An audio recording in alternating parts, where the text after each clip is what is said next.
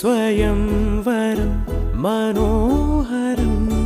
రానున్న వైభోగం ఎటువంటిది ప్రతి క్షణం మరోవరం వీడువని ముడిది కదా ముగింపులేని గాథగా తరముల పాటుగా తరగని పాటగా